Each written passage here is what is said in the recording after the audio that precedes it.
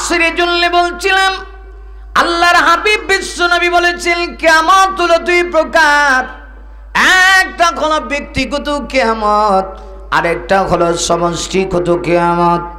নবী বলেন উম্মত শোনো, মান মাতা ফাকাদ কামাত কিয়ামাতুহু। আল্লাহ নবী বিশ্ব নবী বলেন যে ব্যক্তি মৃত্যুবরণ করলো তার কিয়ামত শুরু হয়ে গেল। আমি মরলাম, আমার কিয়ামত শুরু। আপনি মরবেন, আপনার কিয়ামত শুরু। আব্দুল মুসাব্বির মিয়া মারা গেল, তার কিয়ামত শুরু হয়ে গেছে। বিশ্বাস যদি না হয় একটু মইরা দেখো কিয়ামত কাহাকে বলে। এই আওয়াজে ওয়াজ করতাম না আমি, আপনারা মারাত্মক লোক। হ্যাঁ,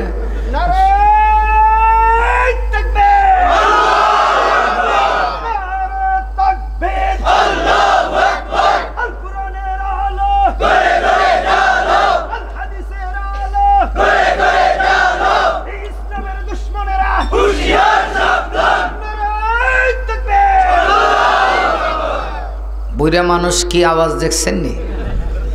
বুলেট বুলেট মারহাবা কান। হ্যাঁ, আমি বললাম আমার কিয়ামত শুরু।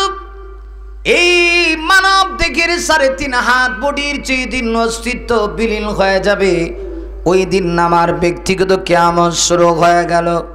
উম্মত রে, আরেকটা হলো গোটা পৃথিবী একদিন আল্লাহ ধ্বংস করে দিবেন, এটা হলো সমষ্টিগত কিয়ামত।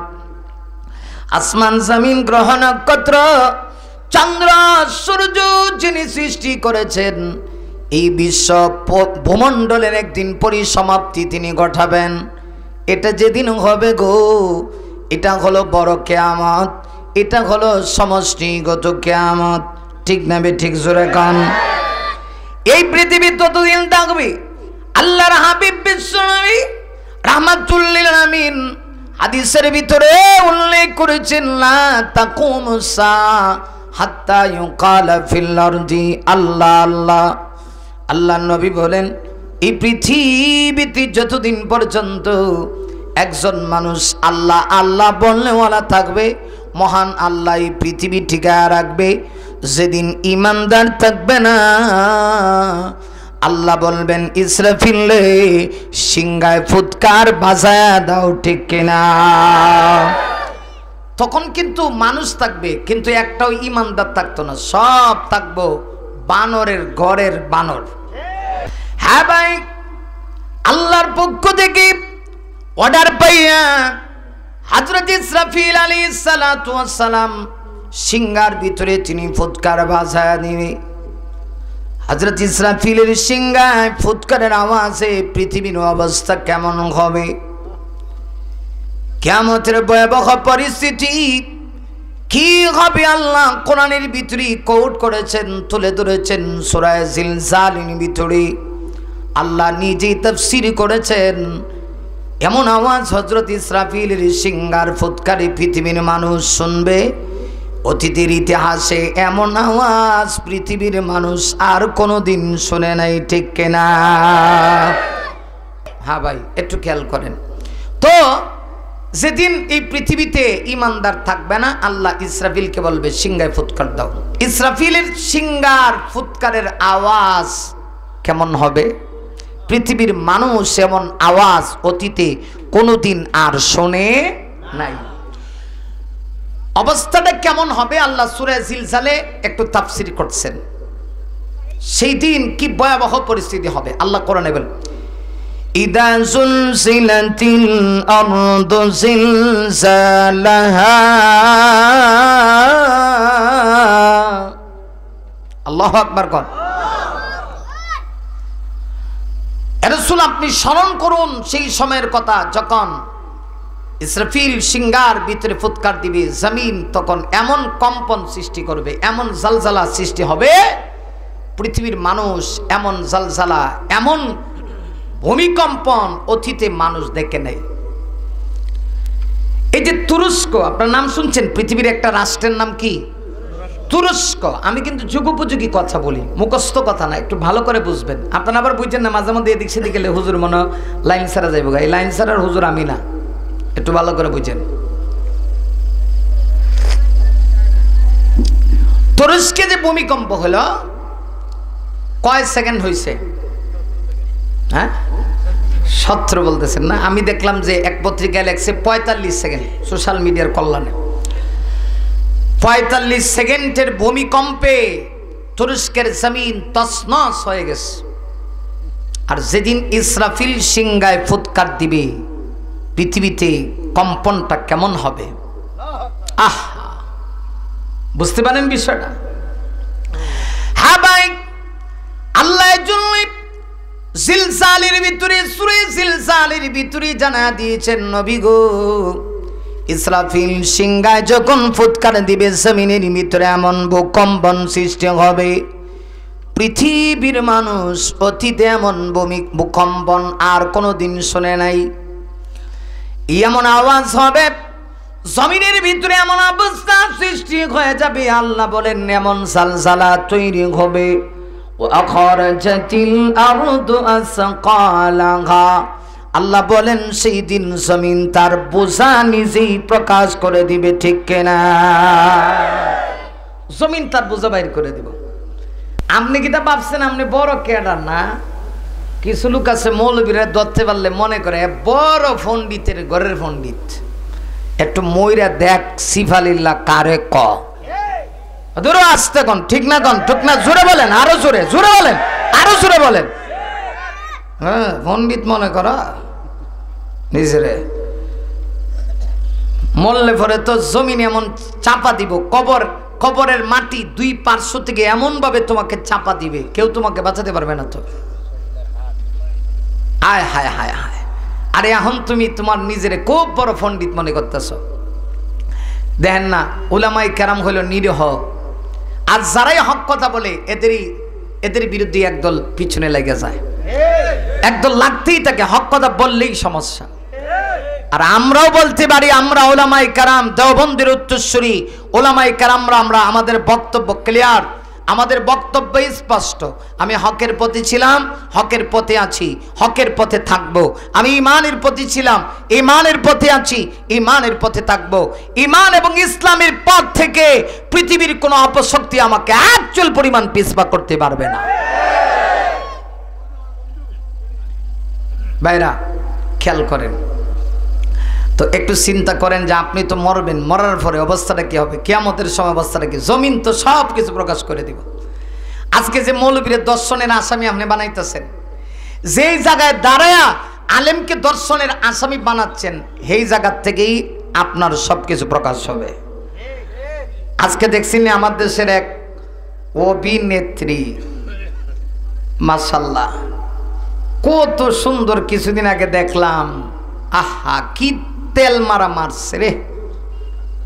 আজকে আবার ওরেও ধরছে, কেউ রে ছাড়তো না রে, কাউকে ছাড়বে না। এই পৃথিবীর সবাই স্বার্থলোভী। তোমরা যারা মনে করছো আলেমদেরকে যারা কষ্ট দিচ্ছে, মনে হয় এরা তোমাদের বন্ধু, মনে হয় এরা তোমাদের পাশে থাকবে, অপেক্ষা করো, বিপদে বললে ওরা তোমাদের পাশে থাকবে না। আমরা তো স্পষ্ট ভাষায় বলতে পারি, এদেশে যারা আলেমদের সঙ্গে দুশ্মনী করে, আলেমদের হাতে যারা ডান্ডা বেরি লাগায়, আলেমদের পায়ে যারা ডান্ডা বেরি লাগায়, আলেমদের বুকে যারা বুলেট প্রুফ লাগায়, আর যাই হোক এরা মুসলমান নয়, বরং বর্তমান যুগের মুসলমান নামের মুনাফিকের বাচ্চা। কথা কোন ঠিক না? ঠিক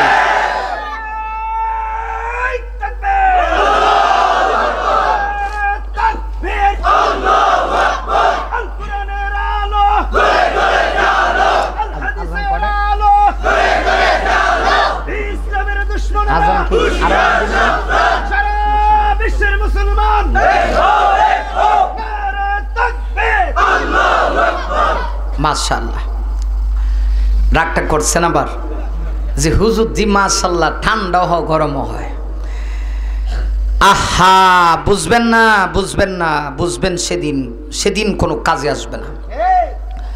হ্যাঁ ভাই, ইসরাফিল আলাইহিস সালাতু ওয়াস সালামের সিংহার আওয়াজে পৃথিবীর মানুষ এমন আতঙ্কিত হয়ে যাবে, জমিনের ভিতরে যা ছিল সব বের করে চলে আসবে, সব বের হয়ে আসবে। পৃথিবীর মানুষ সেদিন বলবে ওয়াকালাল ইনসানু মালাহা, আজকে কি হলো জমিনের এই অবস্থা কেন হয়ে গেছে। আল্লাহ সেদিন জমিনের জবানটা খুলে দিবে, জমিন মুহাদ্দিস হয়ে সব কিছু বর্ণনা করতে থাকবে, ঠিক কিনা। ইয়াউমা ইদিন তুহাদ্দিসু আখবারাহা, আল্লাহ সেদিন জমিনকে মুহাদ্দিস বানায় দিবে। দুনিয়াতে মুহাদ্দিসিনে আজমগণ হাদিস বর্ণনা করে, আর সেদিন জমিন খবর বর্ণনা করবে কে কোথায় দর্শন করছে, কে কোথায় জিনা করছে, কে কোথায় আলেমের বিরুদ্ধে লাগছে, কে কোথায় মিথ্যা সাক্ষী দিয়ে আলেমকে পাশাইছে। ওই দিন জমিন সাক্ষী দিবে কি দিবে না, সেই দিন সবার সামনে আছে কিনা নাই। যদি তাকে তাইলে এখন ঠিক হয়, এখন ঠিক হ। আমরা আলেমরা ঠিক হওয়ার কথা বলি, এজন্য আমরা ভয় পাই না। আমরা জানি যে হক কথা বললে মায়ের খামোতে কি হয়েছে, কেউ কোনো ভয় নাই। কথা কন না কা, কোনো ভয় আছে? আমি সেদিন ব্রাহ্মণবাড়িয়া নবীনগর মাহফিল করি, নবীনগর থানা, একটা থানার নাম। হক কথা কইছে, আমার চতুর্দিক থেকে ঘেরাও করে লিছে, এমন ভাবে ঘেরাও করছে মারি লেব একবারে, এমন অবস্থা। হ্যাঁ, আমি ইনশাল্লাহ বুকের মধ্যে ফাটা আছে, বুঝেন না, পুরা বুকটাই হলো কলিজা দিয়া ভরা। কিসের ভয়? 20-25টা আমাদের বিড়ালিছে। মাসাল্লাহ দিন মিডিয়া আছে না, মিডিয়া থাকলে এটা সারা দেশে মানুষে দেখতো। আর 20-25টা আমার একসাথে বিড়ালিছে না। আমি বললাম মারলেও কামাইতো না, যেটা মুখ দিয়ে বাড়িছে এটা বের হবেই। কথা বোঝেন নাই ভাইরা? তাইলে আজকে আমি আপনি ভাবতেছি মনে মনে যে মনে হয় জমিন আমি যা ইচ্ছা তা করতেছি। না, জমিন আজকে কথা বলে না, একদিন কথা বলাবেন। যিনি কথা বলাবেন তিনি কে, সেই দিন আসার আগে ঠিক হতে হবে। ইসরাফিল প্রথমবার সিংহায় ফুৎকার বাজায় দিবে। রেওয়ায়েতে আসছে কেউ বলেন 3টা আওয়াজ দিবেন, কেউ বলেন 2টা, তবে 2টার রেওয়ায়েতটা একটু সহি। দ্বিতীয়বার, প্রথমবার যখন সিংহার ফুৎকারের আওয়াজ হবে, পৃথিবীতে যত মানুষ থাকবে সকল মানুষ মৃত্যুবরণ করবে, অবশিষ্ট আর কেউ থাকবে না। যারা জীবিত ছিল বেঈমান, এরাও মৃত্যুবরণ করবে। আল্লাহ তাআলা হযরত ইসরাফিল আলাইহিস সালামকে বলবেন, ইসরাফিল এবার তুমি তোমার দায়িত্ব পালন করো। দ্বিতীয়বার আবার সিংহায় ফুৎকারটা বাজায় দাও। সুবহানাল্লাহ আছেন? হ্যাঁ ভাই, আল্লাহ পবিত্র কোরআনের ভিতরে বলেছেন ثم نفخ فيه أخرى فإذا هم قيام ينظرون।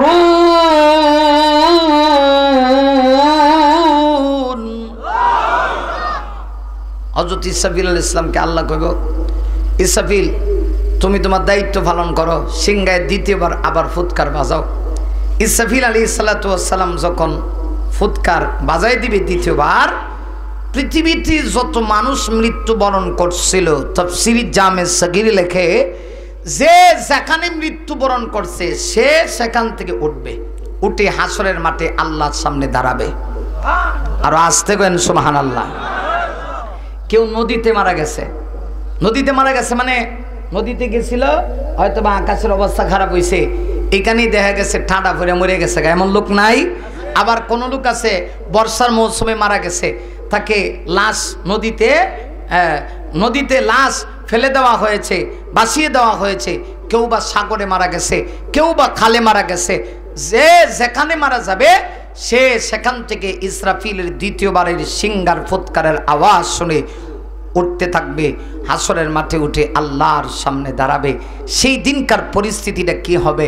আম্মাজান আয়েশা থেকে বর্ণিত হাদিস এসেছে যে আল্লাহর রসুল বলেছেন সেই দিনের অবস্থা এমন, হযরত ইসরাফিল যখন দ্বিতীয়বার সিংহার ফুৎকার দিবে, পৃথিবীর সকল মানুষ উলঙ্গ হয়া যে যেখানে মৃত্যুবরণ করবে সেখান থেকে উঠে হাসরের মাঠে দাঁড়াবে। কাহারও গায়ে কোনো কাপড় থাকবে না, একদম উলঙ্গ। কথা কোন ঠিক না ঠিক? তাহলে এখন কিছু ফির ফকির আছে না আমরা দেশে, বন্ড কথা কই না দি কেমনে কইতাম, আসেনি কিছু বন্ডের বাচ্চা বন্ড, এই যে মাথার মধ্যে চুল রাখে মহিলার মতো, জট জট জট জট দেখবেন,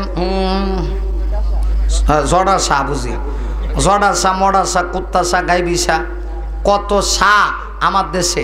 কথা কোন ঠিক কেনা বে ঠিক? এই কেল্লা সা, হ্যাঁ কত সা। তো যাই হোক, এরা দেখবেন মাশাআল্লাহ মাশাআল্লাহ, এরা কয় যে হুজুর আইসিউ ল্যাংটা জামো ল্যাংটা, তো মাঝখানো ল্যাংটা ওইটা কি? এই বছর নাউজুবিল্লাহ কয়া তো লাভ নাই। আর যদি কন চিন্তা করতেছেন নি আবার মহিলারা নিশুনালা একটু জোরে সোরে আওয়াজ করে কন নাউজুবিল্লাহ। আইসো ল্যাংটা যাইব ল্যাংটা, মাঝখানে গীতা ল্যাংটা বুঝি দেখেন যুক্তি কত। আর কিছু লোক আছে খুব যুক্তির বিশ্বাসী। কারি সাহেব যদি ওই যে কারি আমিরুদ্দিন সাহেব আছেন বাচ্চা সিলেটের যে একজন কারি সাহেব আছে, আমার এখন সিলেটে আসা যাওয়া খুব কম, সিলেটের ভাষাটাও অনেকটা ভুলে গেছি এখন। তো দেখেন কারি সাহেব যদি যুক্তি দিয়ে গানও একটা টান দেয়, তাহলে কিছু লোক আছে কারি সাহেবের গান শুনে দিছে আমরা দেখলে আবার হিটলারি করে কো হুজুর আপনারা এই লাইনে গেলাম নাই, আপনারা এই লাইন শরীয়ত লইয়া আছেন, উনি মারিফত লইয়া আছে। দেখছেন নি যুক্তি কোনটা দিয়ে বইছে। তো হেরারও কইবেন আসলে উনি মারিফত না মরার ফতে আছে।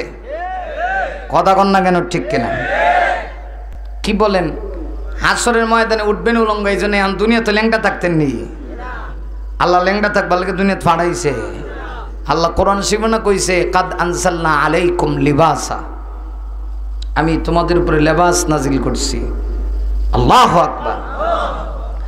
হ্যাঁ ভাই, কিন্তু এমন একদিন আসবে হযরত ইসরাফিল যখন সিংহার ভিতরে দ্বিতীয়বার ফুৎকার বাজায় দিবে। আম্মা জান আয়েশা থেকে বর্ণিত হাদিস এসেছে, আল্লাহর নবী বলেন আয়েশা ওই দিন সকল মানুষ ময়দানে মাহশরে উলঙ্গ হইয়া আল্লাহর সামনে দাঁড়াবে।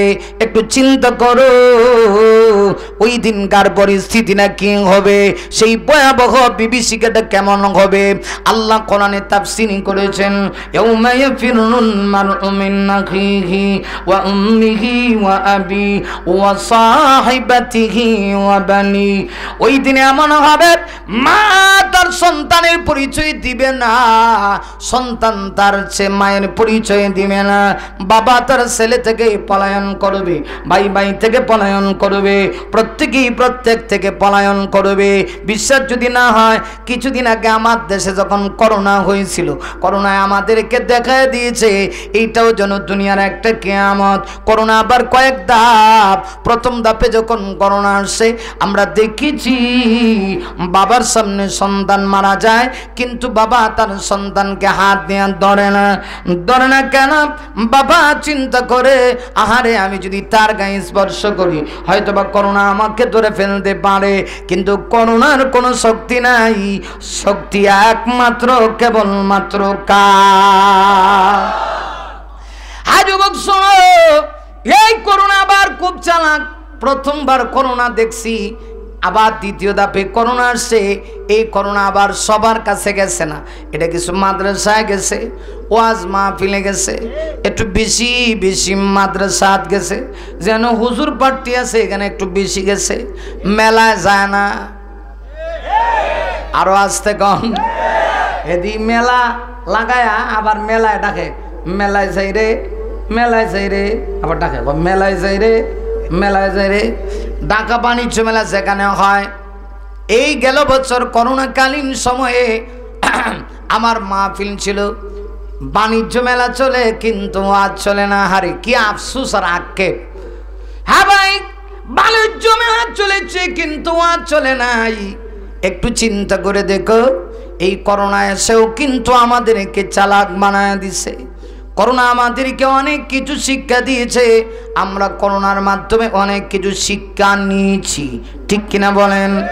দুনিয়ার করোনায় যদি এমন অবস্থা হয়, আসলের কঠিন ময়দানের অবস্থাটা কেমন হবে এখান থেকে একটু চিন্তা করা দরকার। উপলব্ধি করার মুমিন, হ্যাঁ মুমিন, একটু উপলব্ধি করো, একটু চিন্তা করো ওই দিন কেমন হবে।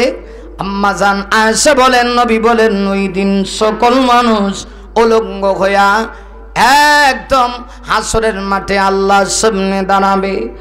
মা আয়েশা জিজ্ঞাসা করে হুজুর এই যদি হয় তাহলে আমি যে আপনার স্ত্রী হই আমার অবস্থা কেমন হবে?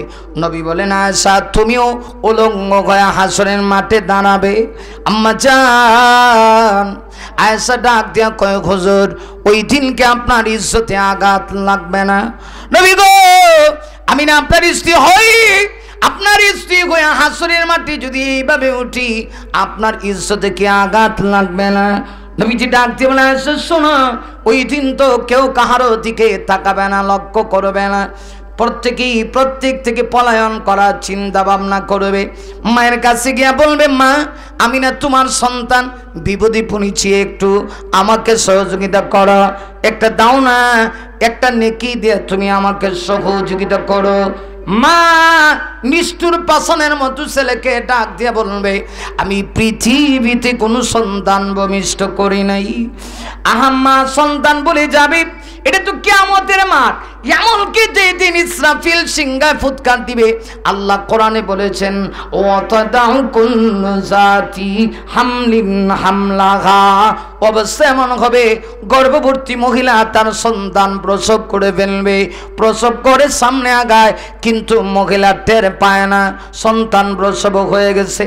ও মা তুমি তো ভালো করে জানো মা, তিলের কানটা লাগায়া তুমি কথাগুলি শোনো রে মা, তুমি ভালো করে শোনো, তোমার অন্তরটা নরম করো মা।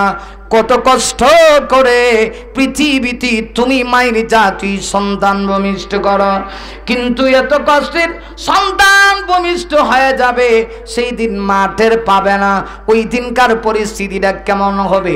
আম্মা জানা এসে বলেছিলেন হুজুর আপনার ইজ্জতে কি আঘাত লাগবে না? আমি যে আপনার স্ত্রী হই, আপনি যে উলঙ্গ হয়ে উঠবো। রাসূল বলেন আয়েশা শোনো ওই দিন তো কেউ কাহারও দিকে তাকাবে না, প্রত্যেকেই নিজেকে নিয়ে ব্যস্ত হয়ে পড়বে।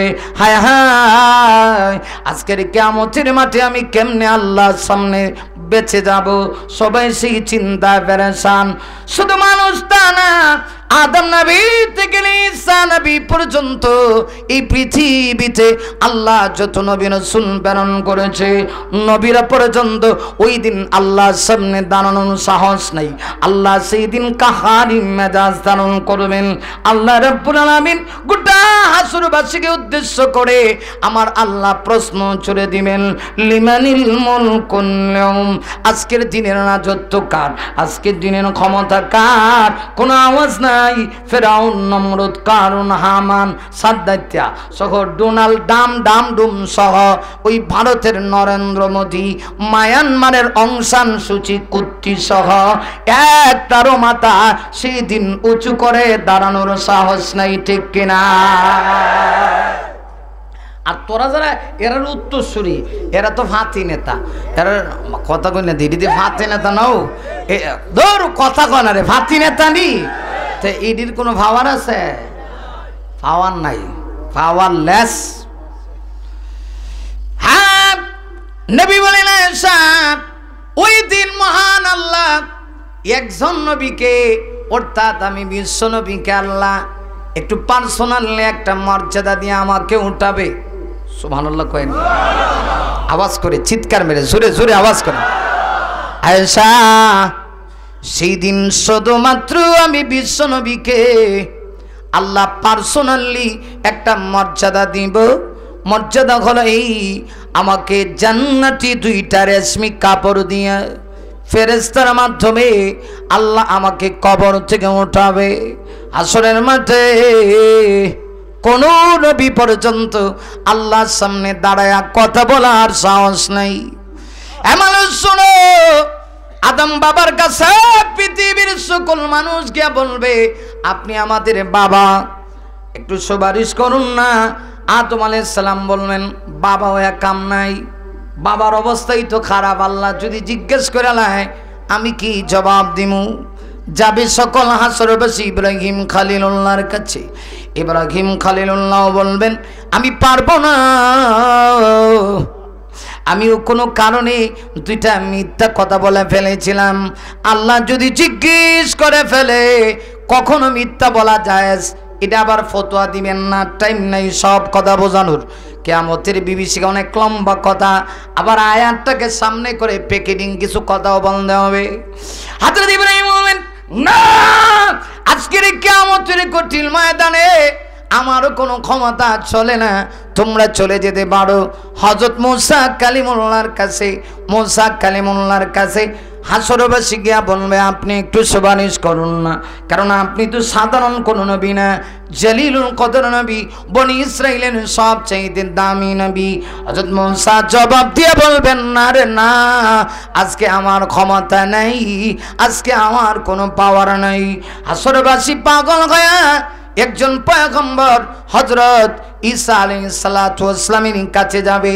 আপনাকে আল্লাহ বাবা ছাড়া জন্ম দিয়েছে, আপনি আল্লাহর কুদরতের নিদর্শন, একটু আল্লাহর কাছে আপনি সুপারিশ করুন। হযরত ঈসা নবী ব্যর্থ হয়ে বলবেন আমার দ্বারা সম্ভব না, আমি তোমাদেরকে রাস্তা দেখায় দিতে পারি একজন নবী যিনি শুধু উম্মতের নবী তা না, সকল নবীদের নবী, সকল রাসূলগণের রাসূল। ওই নবীর কাছে গেলে হয়তোবা তিনি সুপারিশ করলে আল্লাহ কবুল করবে, ঠিক কিনা? আক্ষেপ লাগে, আফসোস লাগে রে ভাই, ওই নবী কেউ পর্যন্ত কাদিয়ানির গোষ্ঠী চিনল না।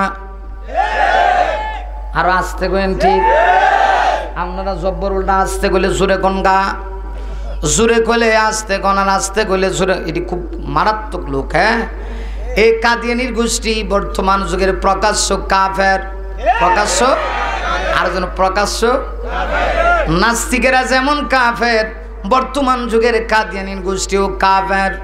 নাস্তিকেরা তো ডাইরেক্ট আল্লাহর অস্তিত্ব মানে না, আর এরা আমার নবীকে শেষ নবী মানে। এরা মুসলমান না কাফের? তাহলে আমি কম কাদিয়ানি, আপনার কবেন কাফের, কাফের, আমি কব কাদিয়ানি, আপনার কবেন কাফের। পারবেন? কাদিয়ানি এই দিকের বাইরে কয় না, নবীর সুপারিশ পাইতেন না, ও একটু আওয়াজ করে জবানটা খুলে বলতে হবে, কাদিয়ানি। আরো জোরে, আরো জোরে। সংসদে আইন চাই। হ্যাঁ হ্যাঁ হ্যাঁ, এই তো, এই যুবক, ঠিক আছে, হ্যাঁ এভাবে, সংসদে আইন চাই। আরো জোরে, সংসদে আইন চাই। হ্যাঁ ভাই, এ মুমিন, ওই নবী হাসরের মাটি রাহমাতুল্লিল আলামিন যতক্ষণ পর্যন্ত সুপারিশ না করবে, কাহারও সুপারিশ করার ক্ষমতা নাই। তাই যদি হয় গো, ওই নবীকে যদি তুমি না চিনো, তোমার মতো বড় কপাল পুরা আল্লাহর আকাশের নিচে জমিনের উপরে আর কেউ নাই, ঠিক কিনা? কাদিয়ানির গোষ্ঠী, তুমি নবীর উম্মত হয়ে দাবি করো, তুমি বলো মুহাম্মদ সাল্লাল্লাহু আলাইহি ওয়াসাল্লাম আখেরি নবী না। নাউজুবিল্লাহ কর। আমাদের আকীদা কি? আমাদের নবী কি শুধু নবী না, সর্বশেষ নবী। মা কানা মুহাম্মাদুন আবা আহাদিম মির রিজালিকুম, আল্লাহু আকবার নাই, ওয়ালাকিন রাসূলুল্লাহি ওয়া খাতামান নাবিয়্যিন।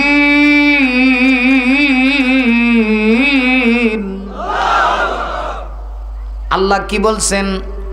মুহাম্মদ সাল্লাল্লাহু আলাইহি ওয়াসাল্লাম তোমাদের প্রাপ্ত বয়স্ক কোন পুরুষের পিতা নন। তাহলে তিনি কি? আল্লাহ বলেন ওয়ালাকির রাসূলুল্লাহ, তিনি আল্লাহর রাসূল, ওয়া খাতামান নাবিয়্যিন, তিনি শুধু নবী তা না, আল্লাহ বলেন মুহাম্মদ সর্বশেষ নবী। ঠিক না বে ঠিক? হ্যাঁ, কাদিয়ানির গোষ্ঠী, তোমরা নবীকে চিনলা না। এই পৃথিবীর প্রত্যেকটা জীব জানোয়ার আমার নবীর নবুয়তের সাক্ষী দিল রে। যেমন একটু বলি, এরপরে আবার মূল কথায় চলে আসবো, এগুলা যুগোপযোগী বলতে হবে, এখন বর্তমানে চলতেছে, ঠিক না বে ঠিক? একদল দালালের গোষ্ঠী আছে, কাদিয়ানীদের ব্যাপারে দালালি গাইতেছে, আলেমরা এদেরকে কাফের বলে ঘোষণা করে, আর এরা কয় এরা আহমদিয়া মুসলিম জামাত। এটা আহমদিয়া মুসলিম জামাত না, এটা কাফেরের জামাত, ঠিক কিনা? আমার নবী কি আল্লাহ এত কষ্ট হইতেছে, বাসা বুঝেনি নাকি? তা দেখেন আবার সমস্যা। আমার নবী কি আল্লাহ এত সম্মানিত করেছি, এত মর্যাদা দিয়েছেন। আল্লাহ বলেন নবী গো, আমি গোটা জগতের রব, আপনি গোটা জগতের জন্য রহমত। সুবহানাল্লাহ। আমি গোটা জগতের রব আর আপনি গোটা জগতের রহমত। মানব দানব জিন সব কিছুর প্রতি নবীজির দয়া মায়া কম ছিল না বেশি? প্রত্যেকটা প্রাণীর প্রতি হুজুর দয়া ছিল কি ছিল না? আল্লাহু আকবার। কিন্তু সেই নবীকে কাদিনে গোষ্ঠী ছিলেন না, হাসরের মাঠে বুঝি হেরা বুঝি আবার নবীর সুপারিশ পাইব, ফিডা খায়া অবস্থা খারাপ। ঠিক না বেঠি ভাই? খেয়াল করেন। হ্যাঁ যুবক শোনাব, আমি বেশি সময় কথা বলবো না। 8টার সময় আজান হয়ে যাবে। মনে 10 মিনিট আগে আমার ছেড়ে দিলে লাগতো না, মানে 8টা বাজে 10 মিনিট আগে ছেড়ে দিয়ে দেবো না? হ্যাঁ ঠিক 8টায়। আপনাদের কোনো অসুবিধা হইতেছে? আর আধা ঘন্টার সময় একটু দিলের কানটা লাগান, মনোযোগ দিয়ে খরগোশের কানের মতো কানটারে সজাগ করেন, বুঝেন না? তাইলে অনেক কথা বুঝতে পারবেন। আজকে আক্ষেপ লাগে রে, উম্মত হইয়া নবীকে না চিনে না, কত বড় কপাল পোড়ার বিষয়। আমার নবীকে জীব জানোয়ার সবাই চিনেছে, কিন্তু কাদিনী গোষ্ঠী চিনল না। আলেমরা দুঃখ রাখবে কোথায়, কষ্ট রাখবে কোথায়? আমার ভাইরে, যেমন একটা ঘটনা মাঝখানে বলি ফেলি, তারপরে আবার কিয়ামতের মাঠে আপনা করে নিয়ে যাবো গা। খেয়াল করেন, আল্লাহ নবী বিশ্ব নবীজি একদিন তাকায় দেখতেছেন এক ইহুদি লোকটা জঙ্গলে গিয়ে একটা বিশাল বড় গুই সাপ ধরছে, দুইটা ব্যাগের ভিতরে বইরা ব্যাগটাকে রশ্মি দিয়ে বেঁধে নবীজির সামনে দেয়া যায়। করোনার আদান নবী শুধু মানুষের প্রতি দরদ তা না, মানব দানব গোটা জগতের প্রত্যেকটা প্রাণীর প্রতি তার রহম ছিল। আর হাদিসও তো আছে যে ইরহামু মান ফিল আরদি ইয়ারহামুকুম মা বাইনাস সামাই ওয়াল আরদ। আল্লাহর নবী বলেছেন, তোমরা জমিনওয়ালার প্রতি রহম করো, আসমানওয়ালা তোমাদের প্রতি রহম করবে। ঠিক কিনা? নবীজি তাকায় দেখে ইহুদি লোক একটা গুইসাপ বইরা ব্যাগটার ভিতরে সুন্দর করে বইরা প্যাকেটিং কইরা একবারে ব্যাগটা বাইন্ধে আর রশি দিয়া নবীর সামনে দিয়ে যা। নবীজি বলতেছেন, ইহুদি ভাই, ব্যাগের ভিতরে যে কি বর্ষ আমি দেখছি, নতুন একটা প্রাণী, অনেকদিন হয়েছে দেখি না, গুইসাপটা আমার একটু দেখতে মন চাইছিল, একটু কি দেখাবা? জাতি ইহুদি দেখেন, এরা জাতি ইহুদি, এরা ভাষা, এরা চরিত্র, পৃথিবীর মধ্যে যদি খারাপ কোনো জাতি থাকে ইহুদিবাদ খ্রিস্টানবাদ, এরা চাইতে খারাপ জাতি আল্লাহর আকাশে আর কেউ নাই। আচ্ছা বলেন, রসুল যে কথা বলছেন এই কথার মধ্যে কোনো কর্কশতার আওয়াজ আছে? একটু বুঝাই বলেন, আওয়াজ করে। কর্কশতার কোনো আওয়াজ আছে? রসুল বলছেন, আমার মনটা চায় একটু দেখতাম, তুমি আমার একটু দেখাও। কিন্তু এটা এত বড় খারাপ, নবীকে একসাথে অন্তত 100 বার না করছে। রসুল বলছেন একটু দেখাও, হ্যাঁ না না না না না না না না না না না না। আল্লাহর কি কুদরত, যেমনি কথা বলছে ঠিক সেম পিছনে না না না না কয়ে হ্যাঁ দম চাচ্ছে, দেখাইতো না। আর হজরত উমরও আয়া এখানে খাড়া হইছে, ঠান্ডা লোক না, হরু কথাও কর নাম না, ঠান্ডা ঠান্ডা। যার নাম মনে করলে পড়ে যাইব খোলাফাই রাশিদার উমরে ফারুক। যার নাম মনে করলে পড়ে যাইব খোলাফাই রাশিদার উমরে ফারুক। মাবুদের পতি ছিল নিবেদিত প্রাণ, নিজেই বহন করে দুঃখীদের ত্রাণ। মাবুদের পতি ছিল নিবেদিত প্রাণ, নিজেই বহন করে দুঃখীদের ত্রাণ। তে করে দুনিয়ার আলিশান সুখ ওমরে ফারুক, ওমরে ফারুক। মারহাবা কোন? ওমরে ফারুক, ওমরে ফারুক। বলেন সবাই, যার নাম মনে করলে ভরে যাইব খোলাফাই রাশিদার উমরে ফারুক। যার নাম মনে করলে ভরে যাইব খোলাফাই রাশিদার উমরে ফারুক। মাবুদের পতি ছিল নিবেদিত প্রাণ, নিজেই বহন করে দুঃখীদের ত্রাণ, তে করে দুনিয়ার আলিশান সুখ, ওমর ফারুক, উমর ফারুক। ইনসাফ কায়েমে যিনি মূর্ত প্রতীক, শান্তির সুবাতাস বহে চারিদিক, ঠিক না? ইনসাফ কায়েমে যিনি মূর্ত প্রতীক, শান্তির সুবাতাস বহে চারিদিক, ঠিক না? ভাগাভাগি করেনি তো সুকার ধুক, ওমর ফারুক, ওমর ফারুক। লাউকানা বাদি নবিয়ুন লাকানা উমর। আল্লাহ নবী বলেন, আমার পরে যদি পৃথিবীতে আল্লাহ কাউকে নবীওয়ালা দায়িত্ব দিত, হযরত ওমরকে দিত। হযরত ওমর টার্নিং পজিশনে দাঁড়ায় আছে। ইহুদির বাচ্চা যখন আমার নবীকে বলে না না না দেখাবো না, হযরত ওমর দুইটা চোখ বোল্ডারের মতো যেমনে করে দিছে।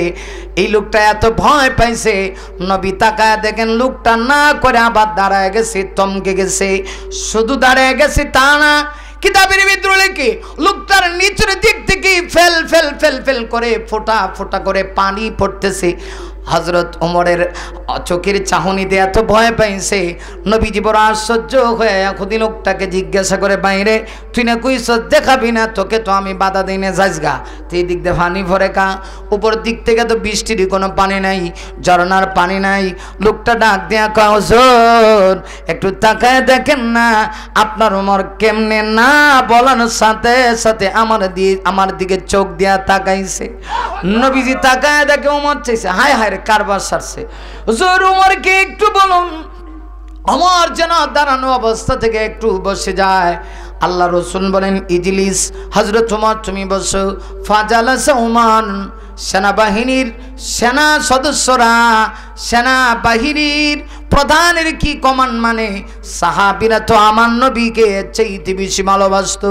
নবীজি যেমনে বলছেন বস, বলার সাথে সাথে হযরত ওমর ফাজালাসা ওমর, ওমর বসে গেছে। কিন্তু ওমরের জিদ্দে মনে হয় জিহ্বার দাঁত এক জায়গায় হয়ে গেছে। হযরত ওমর চিন্তা করে, বেয়াদবের বাচ্চা, তোকে শায়েস্তা না করে ছাড়বো না। যার সুপারিশ যদি কিয়ামতের মাঠে না পাই, ওই নবীর সুপারিশ ছাড়া জান্নাতে যাব না। যার কারণে আল্লাহ গোটা কুলকায়নাত সৃষ্টি করেছে। ওই নবী একটু ঘুইসাপ দেখতে চাইল, তাকে দেখাবি না, আমি তোকে আজকে ছাড় দিতে পারি না। ওমর রাগ করে মরুভূমির প্রান্তরে বসে বসে দুইটা হাতের আঙ্গুলগুলি চড়া করে প্রশস্ত করে এক জায়গার বালিগুলি আরেক জায়গায় সরায়। কিতাবে লেখে ইহুদি এত ভয় পাইছে, ডাক দেয়া কয়, নবী গো, আপনার ওমর মনে হয় এক জায়গার তরবারি আরেক জায়গায় ট্রান্সফার করে। আল্লাহর নবী ডাক দেয়া কয়, ইহুদি না, আমার ওমর এক জায়গার তরবারি আরেক জায়গায় ট্রান্সফার করে না। তারপরেও তুমি ভয় পাইতেছো? হ্যাঁ ভয় পাই। ওমরকে একটু দৌড়ান, ওমরকে বলেন একটু চলে যাইতে, আর না হয় আমি কিন্তু আপনার ভয়ে আরও বড় ধরনের অ্যাক্সিডেন্ট ঘটে যেতে পারে। আল্লাহর নবী তো করোনার আদান নবী, নবীজি ওমরকে বললেন ওমর চলে যাও। ওমর চলে গেলেন। এবার বিশ্ব নবীজি ইহুদিকে ডাক দিয়ে বলেন, ইহুদি রে, আমাকে কি একটু ঘুই সাপটা তোমার ব্যাগ থেকে খুলে দেখাবা? ইহুদি ডাক দিয়া কয়, নবী গো, মাইন্ড করেন না, না করে বেয়াদবি করছি, কিন্তু কেন না করছি জানেননি? গুইসাপ যদি ব্যাগ থেকে বের করে দিই, এটা তো দৌড় মারা চলে যাবে। এটা এমন প্রাণী মানুষ দেখলে ভয় পায়। আল্লাহর নবী ডাক দিয়ে কয়, ইহুদি রে, তুই আমাকে চিনোস না, কিন্তু এই গুইসাপ ঠিকই আমাকে চিনতে পারবে। সত্যি সত্যি এই কথা বলার সাথে সাথে লোকটার অন্তরটা যেন মমের মতো নরম হয়ে গেল। আল্লাহর নবী বললেন, ব্যাগের বানটা খুলে দে, দেখবি গুইসাপ এসে আমার সামনে কেমনি ভাবে দাঁড়ায় আমাকে সম্মান জানায়। ইহুদি বড় আশ্চর্য হয়ে গেছে, অদ্ভুত কাহিনী। ব্যাগের বান খুলে গুইসাপ যখন ছাড়ছে, কিতাবে লেখে ওই গুইসাপটা সে আমার নবীর সামনে এমন ভাবে দাঁড়াইছে গো, মনে হয় যেন মালিকের সামনে গোলাম দাঁড়াইছে। নবীর সামনে দাঁড়ায় গুইসাপ একবার আসমানের দিকে তাকায়, আরেকবার আমার নবীজির দিকে তাকায়। তার বাসা দিয়ে যেন বলে, আল্লাহ গো, আমার কপাল কত ভালো, তোমার নবীকে, আকা নবীকে, সরদার নবীকে আমি দেখতে পারলাম। এমনিতেই নবীজি ইহুদি লোকটাকে দাওয়াত দিয়ে বলতেছেন, ভাই ইহুদি একটা কাজ করো, এই মুহূর্তে তুমি কালমা পড়ে মুসলমান হয়ে যাও। ওরে ইহুদি শোনা, তুমি যদি কালমা পড়ে মুসলমান হও, আল্লাহর নবী বলেন আল ইসলামু ইয়ানহাদিমু মা কানা ক্বাবলাহু, কালমা পড়ে মুসলমান হতে দেরি হবে, মহান আল্লাহ তোমার অতি জীবনের গুনাহ মাফ করতে দেরি হবে না। লোকটা বড় চালাক, ইহুদি জাতু লোকটা এবার ডাক দিয়া কয়, হ্যাঁ মুহাম্মদ, আমি আপনার দাওয়াত গ্রহণ করব, দাওয়াত ইসলাম গ্রহণ করব, কিন্তু আমার একটা শর্ত আছে। আল্লাহর নবী ডাক দিয়ে বলেন, ভাই ইহুদি বলো তোমার কি শর্ত? লোকটা ডাক দিয়া কয়, আমার শর্ত হলো এই গুইসাপ তার জবান দিয়ে আপনার নবুয়তির স্বীকৃতি দিতে হবে। সুবহানাল্লাহ।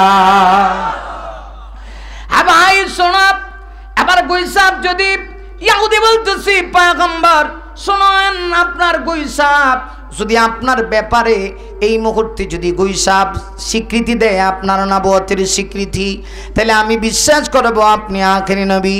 করুণার আদান নবী দুইটা হাত বাড়ায় আসমানের দিকে উঠাইছেন। নবীরা তো এমনিতেই মুস্তাজাবুদ দাওয়া, যার একটা কথা শরীয়তের বিধানে আল্লাহ পাক লাজেম করা দেয়। নবীজি দুইটা হাত বাড়াইতে দেরি হয়েছে, মুহূর্তের ভিতরে আল্লাহ গুইসাপের জবান খুলতে দেরি হয় নাই। যেমনে জবান খোলা দিছে, ওই সব আমার নবীজির নবুয়তির স্বীকৃতি দিয়া কয়, আনতা রাসূল রাব্বিল আলামিন ওয়া আনতা রাহমাতাল লিল আলামিন ওয়া আনতা খাতামান নাবিয়িন লা নাবিয়্যা বাদি। যেমনে গুইসাপ তার জবান দিয়ে নবীজির নবুয়তির স্বীকৃতি দিয়েছে, ইহুদির অন্তরের ভিতরে হেদায়েতের নূর যেন আল্লাহ ঢুকায় দিছে।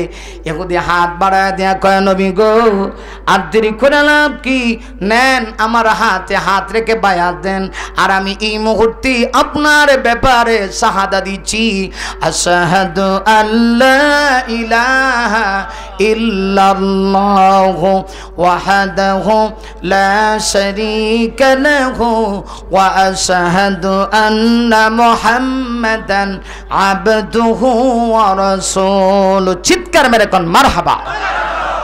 একটা গুইসাপ নবীকে চিনলো, কিন্তু কাদিয়ানির গোষ্ঠী, আহারে দালালের গোষ্ঠী, তোরা আমার নবীকে চিনলি না। ঠিক না? ঠিক জোরে আওয়াজ করে বলে। আজকের এই বিশাল মাহফিল থেকে দীপ্ত কণ্ঠে সম্মানিত সুধী, আপনাদের কাছ থেকে কি একটা আওয়াজ পাবো যে এই দেশে যদি কাদিয়ানীদের বিরুদ্ধে আন্দোলনের জন্য ওলামায়ে কেরাম ডাক দেয়, যে কোনো আলেম হক হক্কানিয়তের মিশন নিয়ে যদি কাদিয়ানীর বিপক্ষে মাঠে নামতে বলে, মাঠে নামার জন্য প্রয়োজনে বুকের তাজা রক্ত যদি ঢেলে দিতে হয়, কারা কারা প্রস্তুত আছেন? দুটো হাত টান টান করে আল্লাহকে দেখায় দেয়।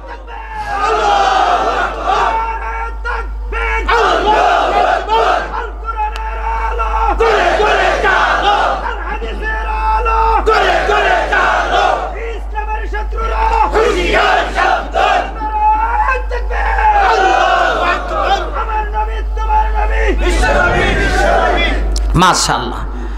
লুকে লুকারণ্য মারহাবা কান, আর জোরে আওয়াজ করে কান মারহাবা। দেখছেন কোরআনের আকর্ষণ আছে কিনা নাই? চার পাঁচটা লোক নিয়ে ওয়াজ শুরু করছি, মারহাবা কান ভাইরা। তাইলে একটু চিন্তা করা দরকার, নবীজির শাফাআতের দরকার আছে কিনা নাই? এই যুবকদের ভিতরে একজন এই ছবি উঠায় রাখো, হাসরের মাঠে আল্লাহ পাক তো দেখবেন, এই দুনিয়ার মানুষদেরকেও দেখাতে হবে। কোরআনের মাহফিলে এখন যুবকদের সংখ্যার কোনো অভাব নাই, ঠিক না? ঠিক। আমার তো বিশ্বাস আগামী দিনের বাংলাদেশ হচ্ছে কোরআনের বাংলাদেশ, আগামী দিনের বাংলাদেশ হচ্ছে ইসলামের বাংলাদেশ, আগামী দিনের বাংলাদেশ হচ্ছে ওলামায়ে কেরামের বাংলাদেশ। যাই হোক, যুবক বলছিলাম, হাসরের মাঠে যদি তোমাকে আমাকে ওই নবীর শাফাত যদি পেতে হয়, যেই নবী শাফাত না করলে কিয়ামতের মাঠে কোন নবী শাফাত করার কোনো সুযোগ আরো জোরে বলেন, ওই নবীর শাফাত যদি তোমাকে আমাকে পেতে হয়, তাহলে নবীর আদর্শ, নবীর মহব্বত, নবীর চরিত্র গ্রহণ করার দরকার আছে কিনা নেই? আহা, সেই কিয়ামতের ভয়াবহ দিনে নবী তোমার আমার শাফাত করবেন, রসুল হবেন শাফাত কুবরা। হাদিস এসেছে সবচেয়ে বড় শাফাতকারী নবীজি। সেই দিন হাসরের ময়দানে যেদিন কোনো নবী উম্মতের ব্যাপারে মুখ খুলবেন না, আমার আপনার নবী বিশ্ব নবী সেই দিন উম্মতের নাজাতের জন্যে আপনার আমার নবী মাকামে মাহমুদে সেজদায় পড়ে যাবেন। আল্লাহু আকবার বলবেন না? আরো জোরে বলেন আল্লাহু আকবার। সেই নবীকে ভালোবাসার দরকার আছে কিনা নাই? কম না বেশি? জীবনের সব সময় না কোনো কোনো সময়? আমাদের দেশে দেখেন না কি ভালোবাসা চালু করে দিছে, বিশ্ব ভালোবাসা দিবস, কত্তা কত্তি দিবস, লুচ্চা লুচ্চি দিবস, টোনা টনির মুখের ভিতরে বাদাম ঢুকায় ঢুকায় একটা আরেকটার এক লাভ ইউ হেডা অকর ঠোঁটো ঠোঁটো সুরে কন ঠিক না বে ঠিক? এইগুলি মুসলমান করতে পারে না। মুসলমান বিশ্ব বেহায়া দিবস, বিশ্ব ভালোবাসা দিবস এগুলি পালন করতে পারে না। এইটি তো পালন আর কত দিবস। আমি ঢাকা থেকে বের হচ্ছি, আমার মাদ্রাসার যিনি সভাপতি সে একটু দুনিয়া লেভেলের লোক।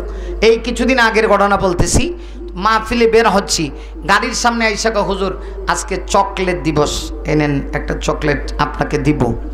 আমি তো মুচকি হাসি দিয়ে কইলাম কইলো কি রে? হ্যাঁ কয় হুজুর আজকে চকলেট দিবস, পরিবারের সবাই চকলেট খাইছি, আপনারা একটা চকলেট দিলাম। আবার আমার মাদ্রাসার সভাপতি, বুঝেন নাই কারবারটা? তাহলে কোন জগতে আমরা বাস করতেছি? মুসলমান এগুলি নয়। ভালোবাসা হবে নবীর প্রতি। নবীর শাফাত যদি নসিব না হয় কিয়ামতের মাঠে নাজাতের ফয়সালা হবে না। হ্যাঁ ভাই, তাই বলছিলাম সেই কিয়ামতের দিনে নবীর শাফাত যদি তোমাকে আমাকে পেতে হয়, ওই নবীকে কিন্তু বলে গেলে চলবে না। যদি বলে যাও হাসরের মাঠে কিন্তু তোমার কপালে নবীর শাফাত নসিব হবে না।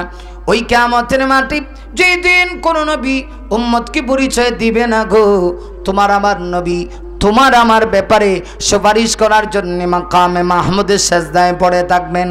নবীজি সেজদায় পড়ে শুধু বলবেন আল্লাহুম্মা উম্মতি, আল্লাহ আমার উম্মতকে বাঁচাও। আল্লাহর হাবিব এইভাবে যখন সেজদায় পড়ে উম্মতের জন্য কান্না শুরু করে দিবেন, আল্লাহ জিবরিলের মাধ্যমে নবীকে জানায় দিবে, নবী গো আপনি মাথা উঠান, ইরফা রাসাকা, আপনি মাথা উঠান, মাথা উঠায়া উম্মতের ব্যাপারে সুপারিশ করুন। আমি আল্লাহ ঘোষণা দিলাম আজকের কিয়ামতের মাঠে কোন নবীর উম্মত জান্নাতে যেতে পারবে না যতক্ষণ আপনার উম্মত জান্নাতের ভিতরে প্রবেশ না করবে। ভাইরা আমার, তাহলে আসুন মূল কথায়, সেই কিয়ামতের মাঠে নবী ছাড়া কেউ থাকবেন না। ওই কিয়ামতের মাটি প্রত্যেক নবীরা নিজেকে বাঁচানোর চিন্তা করবে। ওই দিনকার অবস্থাটা কেমন? সেই কিয়ামতের মাটি আল্লাহ পৃথিবীর সকল মানুষকে হাসরের মাঠে দুই ভাগে ভাগ করবেন। আমি তো বিভীষিকার আলোচনা এতক্ষণ করলাম, এখন আসেন আয়াতগুলিকে সামনে রেখে আপনাদেরকে একটু ফিনিশিং দিতে চাই। সেই হাসরের মাটি আল্লাহ যেই দিন এত ভয়াবহ দিন হবে, পৃথিবীর সকল মানুষকে আল্লাহ দুই ভাগে ভাগ করবেন। যুবকরে, এক ভাগ মানুষকে আল্লাহ দিবেন জাহান্নামে, আরেক ভাগ মানুষকে আল্লাহ দিবেন জান্নাতে। এই কথাগুলি আমার তেলাওয়াতকৃত আয়াতের ভিতরে আল্লাহ পাক তাফসীর করেছেন। ফাআম্মা মান তাগা ওয়া আতারাল হায়াতাদ দুনিয়া ফাইন্নাল জাহিমা হিয়াল মাওয়া। হ্যাঁ ভাই, হাসরের মাটি সেই কিয়ামতের দিনে আল্লাহ পৃথিবীর সকল মানুষকে দুই ভাগে ভাগ করবেন। এক ভাগ মানুষকে জাহান্নামী দলের অন্তর্ভুক্ত করে দিবেন। কারা জাহান্নামী আর কারা জান্নাতি আল্লাহ আয়াতে তুলে ধরছেন।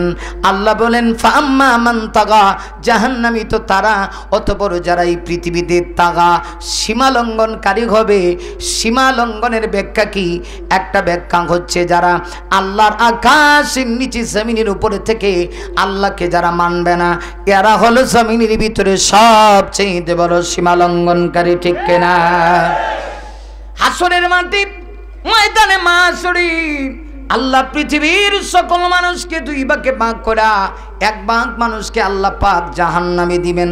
এই জাহান্নামী দলের সিমটম আল্লাহ তুলে ধরলেন। প্রথম নাম্বারে আল্লাহ জানায় দিলেন যারা সীমালঙ্ঘনকারী হবে এরা জাহান্নামী। এই গেল এক।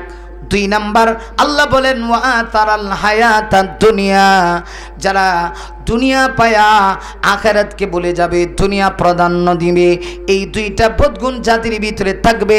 আল্লাহ বলেন ফা ইন্নাল জাহিমা হিয়াল মাওয়া, নিশ্চয়ই এদের ঠিকানা হলো জাহান্নাম। এই দুইটার ব্যাখ্যা করলে 1-2 ঘন্টা দরকার, টাইম নাই, শুধু সরল তর্জমা শোনাইলাম। এই হলো জাহান্নামীরা, যারা সীমা লঙ্ঘনকারী হবে, দুনিয়াকে প্রাধান্য দিবে, এদের ঠিকানা জাহান্নাম। পক্ষান্তরে আল্লাহ পাক বলেন জাতির ভিতরে দুইটা গুণ থাকবে গো, হাসরের মাঠে এদের ভয় নাই, আমি আল্লাহ তাদেরকে জান্নাতি বলে ঘোষণা করে দিলাম। এরা কারা? আল্লাহ পাক বলছেন ও আম্মা মান খাফা মাকামা রাব্বিহি ওয়া নাহান নাফসা আনিল হাওয়া। পক্ষান্তরে এই পৃথিবীতে যারা হাসরের মাঠে আল্লাহর সামনে দাঁড়ানোকে ভয় করবে, কিয়ামতের মাঠে আল্লাহর সামনে দাঁড়াতে হবে, হাসরের মাঠে আল্লাহর সামনে হিসাব নিকাশ দিতে হবে, আল্লাহর সামনে জবাবদিহিতা করতে হবে, এই ভয় যাদের অন্তরের ভিতরে থাকবে, এই গেল 1। 2 নম্বরে আল্লাহ বলেন ওয়ানাহান নাফসা আনিল হাওয়া, নিজের নফসকে শয়তানের প্রবৃত্তি থেকে যে বিরত রাখবে। এই দুইটা গুণ যদি কাহারও ভিতরে হয়ে যায়, আল্লাহ বলেন হাসরের মাঠে কিয়ামতের ভয়াবহ বিভীষিকার দিনে ভয় নাই, ভয় নাই। আল্লাহ বলেন ফাইন্নাল জান্নাতা হিয়াল মাওয়া। আল্লাহু আকবার। এদেরকে আমি আল্লাহর ঠিকানা করে দিব কোথায়? জান্নাতে। আল্লাহ আমাদের সবাইকে হাসরের মাঠের ভয়, হাসরের মাঠে জাহান্নাম থেকে মুক্তি পেয়ে জান্নাত পর্যন্ত পৌঁছার আল্লাহ তৌফিক দান করুক। সবাই বলে আমিন। আলহামদুলিল্লাহ, আলহামদুলিল্লাহিল্লাযী হাদানা লিহাযা ওয়া মা কুন্না লিনাহতাদিয়া লাউলা আন হাদানা।